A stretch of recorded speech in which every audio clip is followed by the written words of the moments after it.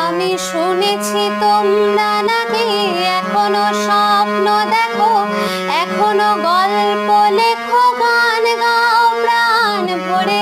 মানুষের বাঁচা মরা এখনো ভাবিয়ে তোলে তোমাদের ভালোবাসা, এখনো গোলাপে ফোটে আস্থা হারানো এই মন নিয়ে আমি আজ তোমাদের কাছে এসে দু হাত পেতেছি।